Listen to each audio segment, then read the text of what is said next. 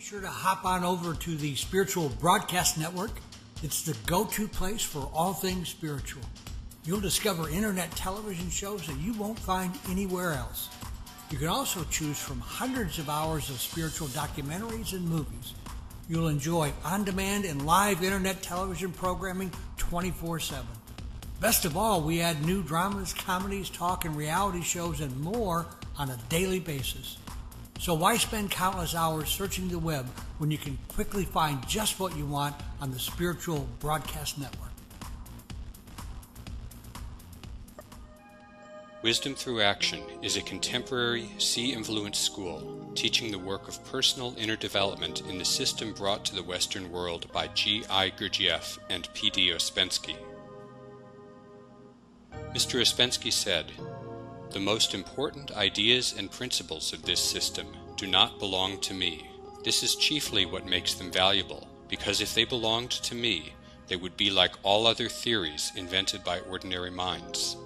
What he meant was that this system comes from higher mind, from conscious influence. It is an objective system to bring a man to awakening. Welcome to Wisdom Through Action. I'm your host, Kay Smith. In our last show, we introduced you to Gurdjieff's teaching that our body or machine can be studied as a food factory, and that in order to develop into a conscious man or woman, the introduction of the first conscious shock, self-remembering, and then the second conscious shock, transmutation of negative emotions, were key elements in the process. The following 30-minute video looks further at the second conscious shock and its implications. In order to understand the analogy between man, the human organism, and the universe, let us take the world as we did before in the form of 3 octaves, from the absolute to the sun, from the sun to the earth, and from the earth to the moon. Each of these 3 octaves lacks a semitone between fa and mi, and in each octave the place of this missing semitone is taken by a certain kind of shock, which is created artificially at the given point. If we now begin to look for an analogy between the 3-story factory and the 3 octaves of the universe, we ought to realize that the 3 additional shocks in the 3 octaves of the universe correspond to the 3 kinds of food entering the human organism. The shock in the lower octave corresponds to physical food. This shock is Do 768 of the cosmic 3-story factory. The shock in the middle octave corresponds to air. It is Do 192 of the cosmic factory. The shock in the upper octave corresponds to impressions. It is Do 48 of the cosmic factory. In the inner work of this cosmic 3-story factory, all 3 kinds of food undergo the same transformation as in the human factory, on the same plan and in accordance with the same laws. A further study of the analogy between man and the universe is possible only after an exact study of the human machine and after the respective places of each of the hydrogens in our organism has been established exactly.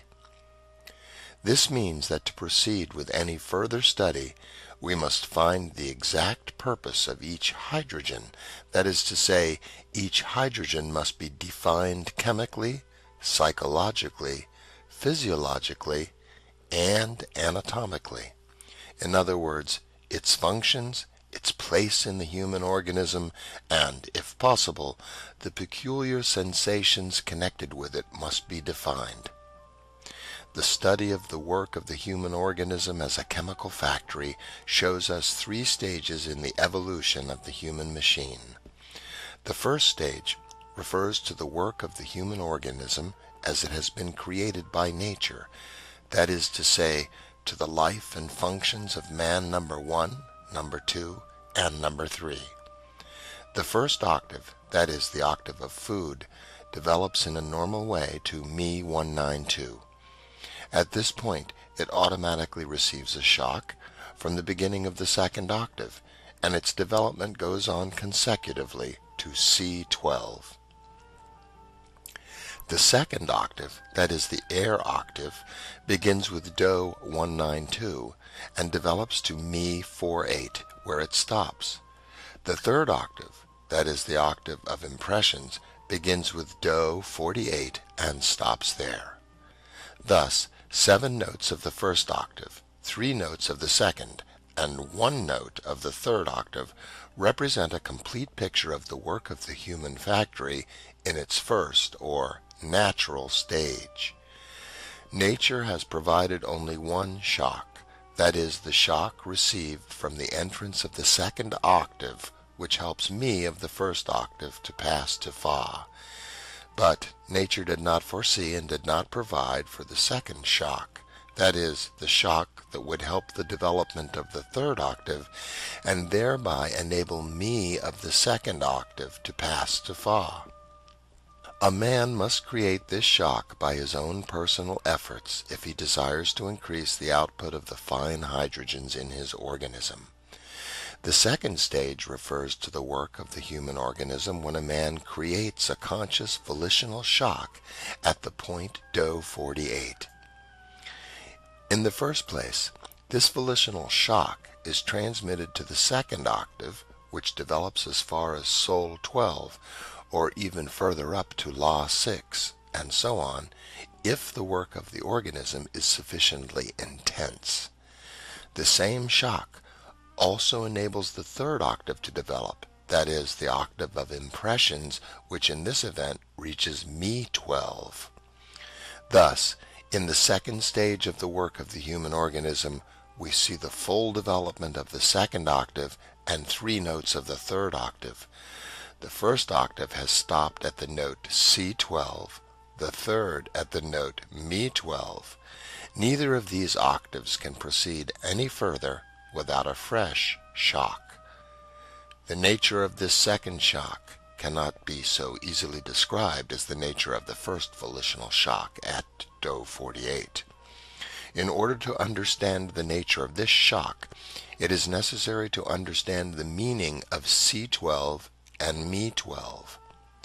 The effort which creates this shock must consist in work on the emotions, in the transformation and transmutation of the emotions. This transmutation of the emotions will then help the transmutation of C12 in the human organism. No serious growth, that is, no growth of higher bodies within the organism, is possible without this transmutation.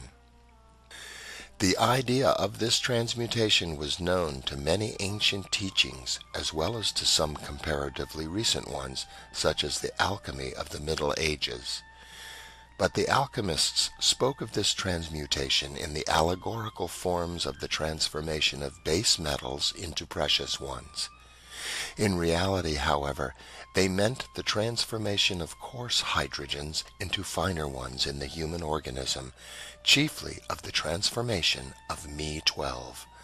If this transformation is attained, a man can be said to have achieved what he was striving for, and it can also be said that, until this transformation is attained, all results attained by a man can be lost because they are not fixed in him in any way.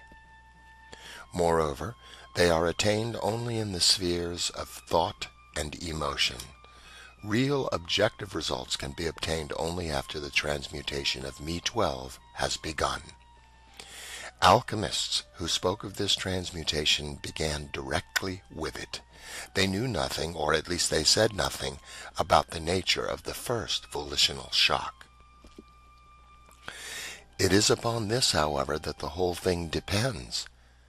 The second volitional shock and transmutation become physically possible only after long practice on the first volitional shock, which consists in self-remembering and in observing the impressions received.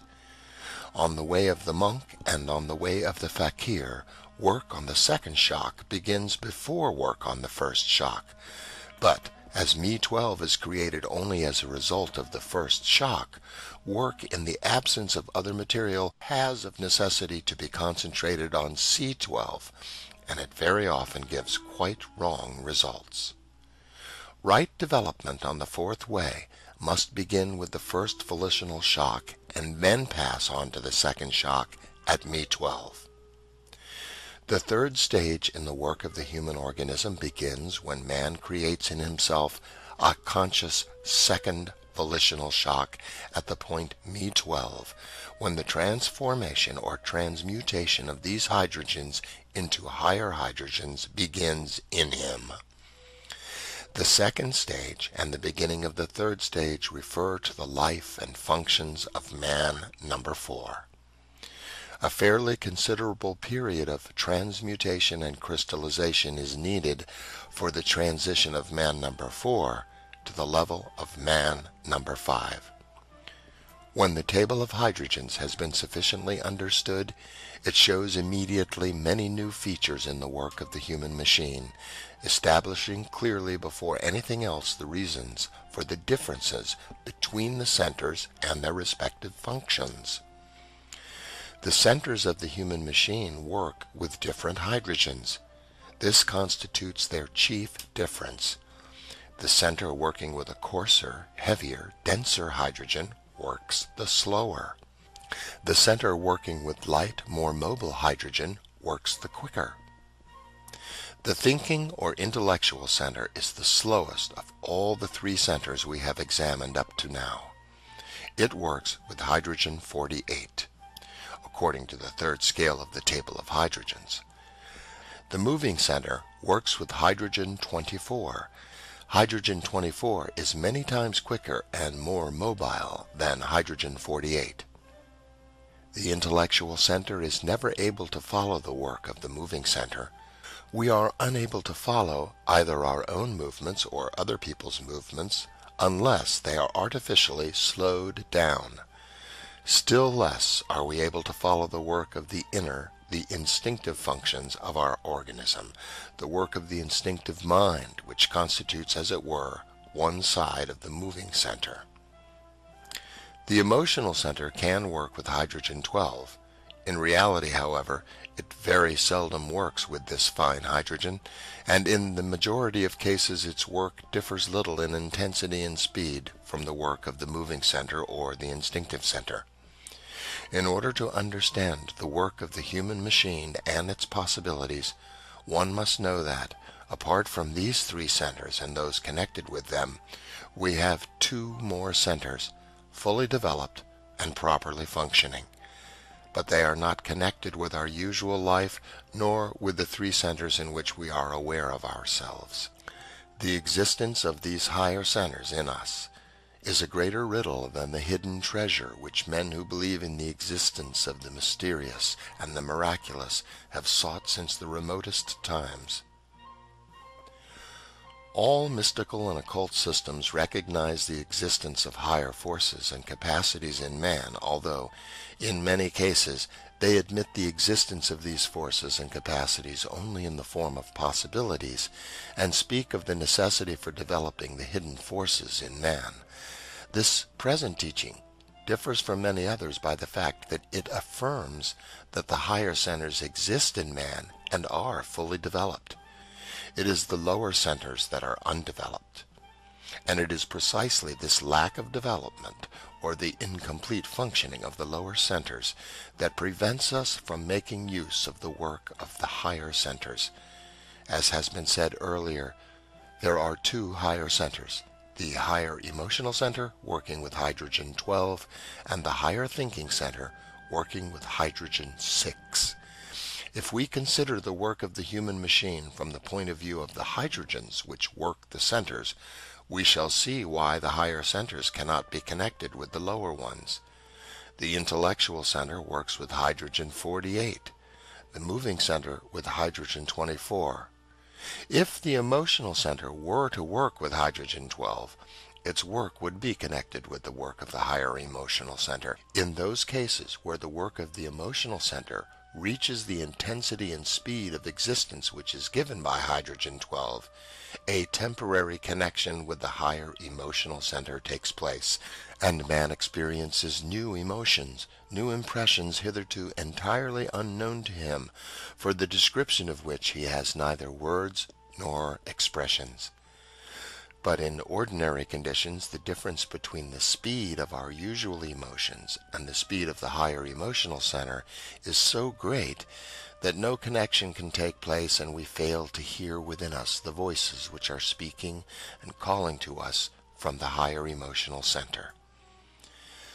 The higher thinking center, working with hydrogen 6, is still further removed from us, still less accessible. Connection with it is possible only through the higher emotional center. It is only from descriptions of mystical experiences, ecstatic states, and so on, that we know cases of such connections. These states can occur on the basis of religious emotions, or for short moments, through particular narcotics, or in certain pathological states, such as epileptic fits or accidental traumatic injuries to the brain, in which cases it is difficult to say which is the cause and which is the effect, that is, whether the pathological state results from this connection or is its cause. If we could connect the centers of our ordinary consciousness with the higher thinking center deliberately and at will, it would be of no use to us whatever in our present general state. In most cases where accidental contact with the higher thinking center takes place, a man becomes unconscious. The mind refuses to take in the flood of thoughts, emotions, images, and ideas which suddenly burst into it, and instead of a vivid thought or a vivid emotion, there results, on the contrary, a complete blank, a state of unconsciousness. The memory retains only the first moment when the flood rushed in on the mind, and the last moment when the flood was receding and consciousness returned. But even these moments are so full of unusual shades and colors that there is nothing with which to compare them among the ordinary sensations of life. This is usually all that remains from so-called mystical and ecstatic experiences, which represent a temporary connection with a higher center. Only very seldom does it happen that a mind, which has been better prepared, succeeds in grasping and remembering something of what was felt and understood at the moment of ecstasy. But even in these cases, the thinking, the moving, and the emotional centers remember and transmit everything in their own way, translate absolutely new and never previously experienced sensations into the language of usual everyday sensations, transmit in worldly three-dimensional forms things which pass completely beyond the limits of worldly measurements. In this way, of course, they entirely distort every trace of what remains in the memory of these unusual experiences. Our ordinary centers, in transmitting the impressions of the higher centers, may be compared to a blind man speaking of colors, or to a deaf man speaking of music. In order to obtain a correct and permanent connection between the lower and the higher centers, it is necessary to regulate and quicken the work of the lower centers. Moreover, as has been already said, lower centers work in a wrong way, for very often, instead of their own proper functions, one or another of them takes upon itself the work of other centers. An example of a lower center working in a wrong way: the instinctive center needs a drink of water while moving center is playing tennis. Moving center overrides legitimate need of instinctive center for a drink of water in order to continue moving. Thus, the moving center is trying to do the work of the instinctive center. Another example of a lower center working in a wrong way would be the emotional center buys a beautiful pair of shoes which are painful to wear. The emotional center wears them anyway. Here the emotional center is doing the work of the instinctive center. Another example: the intellect works for the emotional center when the intellect buys a painting based on what a catalog says it is worth, rather than the emotional feeling and impression the painting conveys. An example of the emotional center working for the intellect can be seen in a legal case.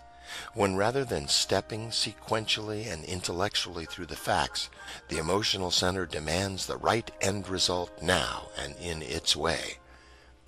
This considerably reduces the speed of the general work of the machine and makes acceleration of the work of the centers very difficult. Thus, in order to regulate and accelerate the work of the lower centers, the primary object must consist in freeing each center from work foreign and unnatural to it, and in bringing it back to its own work, which it can do better than any other center. A great deal of energy is also spent on work which is completely unnecessary and harmful in every respect, such as on the activity of unpleasant emotions, on the expression of unpleasant sensations, on worry, on restlessness, on haste, and on a whole series of automatic actions which are completely useless. As many examples as you like can be found of such unnecessary activity. First of all, there is the constantly moving flow of thoughts in our mind, which we can neither stop nor control, and which takes up an enormous amount of our energy. Secondly, there is the quite unnecessary constant tension of the muscles of our organism. The muscles are tense even when we are doing nothing. As soon as we start to do even a small and insignificant piece of work, a whole system of muscles necessary for the hardest and most strenuous work is immediately set in motion. We pick up a needle from the floor, and we spend on this action as much energy as is needed to lift up a man of our own weight. We write a short letter and use as much muscular energy upon it as would suffice to write a bulky volume. But the chief point is that we spend muscular energy continually and at all times, even when we are doing nothing. When we walk, the muscles of our shoulders and arms are tensed unnecessarily. When we sit, the muscles of our legs, neck, back, and stomach are tensed in an unnecessary way. We even sleep with the muscles of our arms, of our legs, of our face, of the whole of our body tensed, and we do not realize that we spend much more energy on this continual readiness for work we shall never do than on all the real useful work we do during our life. Still further, we can point to the habit of continually talking with anybody and about anything, or if there is no one else, with ourselves. The habit of indulging in fantasies, in daydreaming, the continual change of mood, feelings, and emotions, and an enormous number of quite useless things which a man considers himself obliged to feel, think, do, or say. In order to regulate and balance the work of the three centers whose functions constitute our life, it is necessary to learn to economize the energy produced by our organism, not to waste this energy on unnecessary functions, and to save it for that activity which will gradually connect the lower centers with the higher.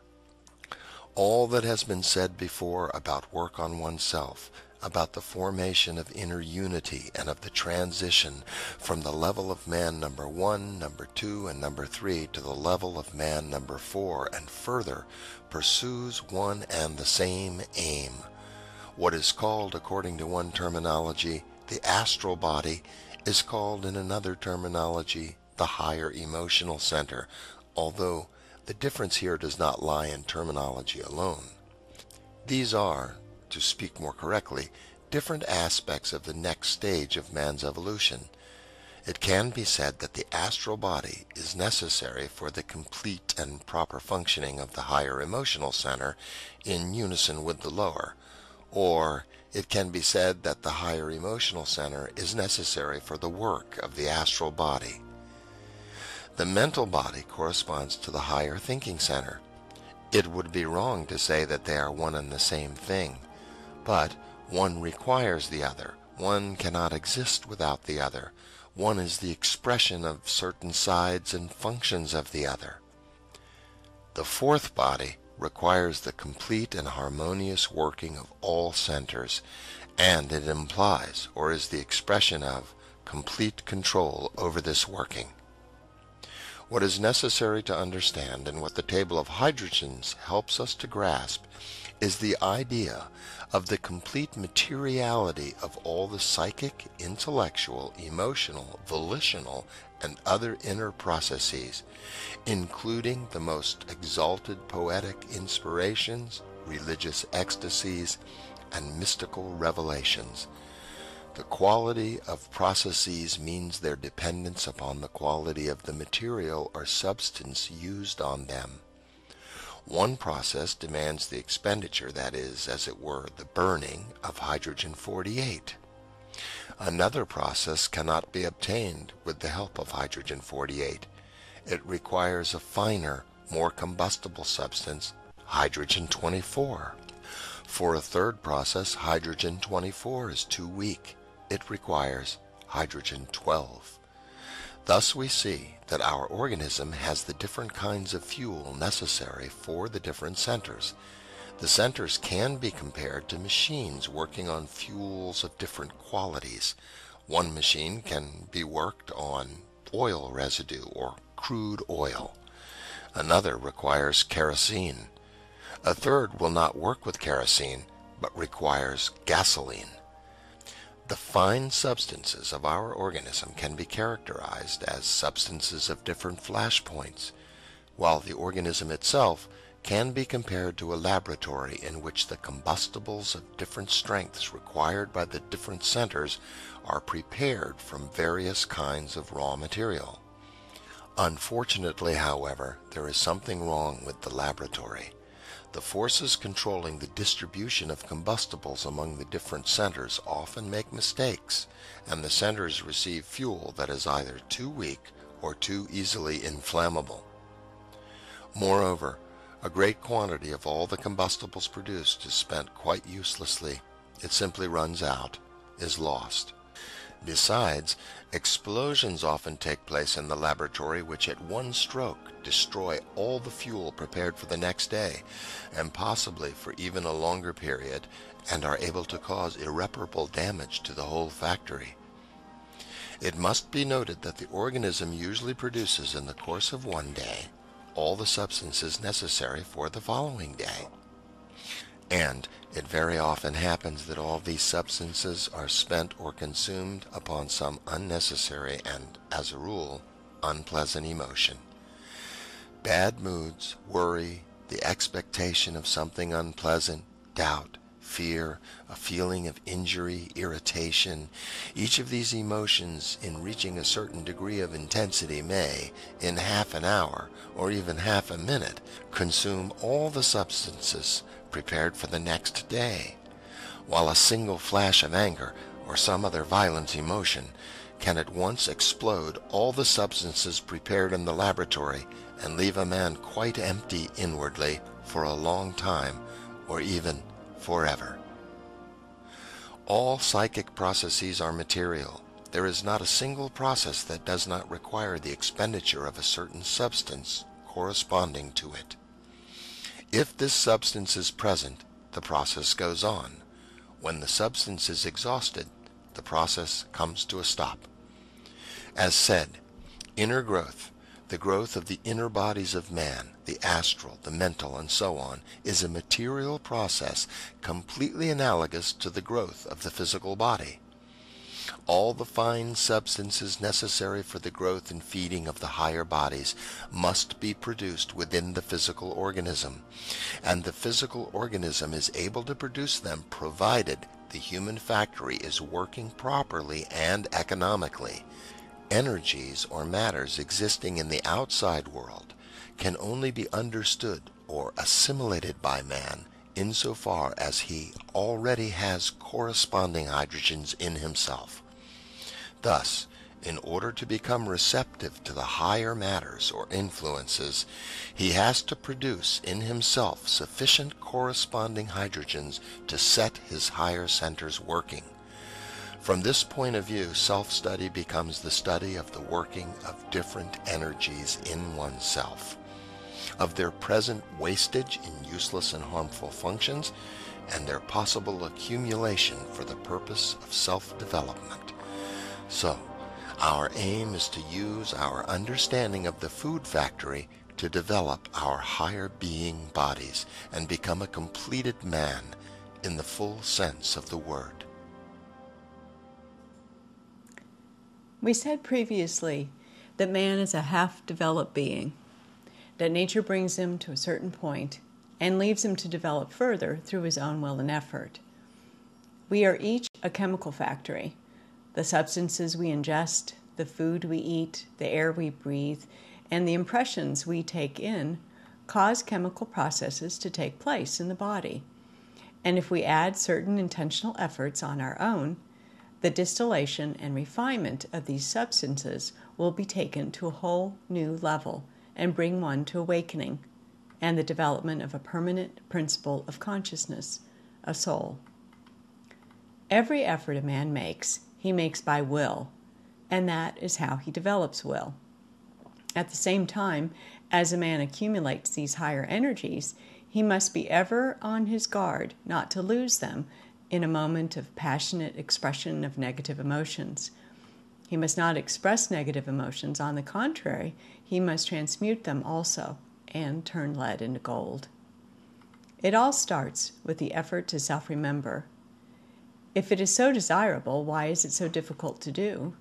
Because it is necessary to develop the ability to hold attention on certain fine matters being produced by the body.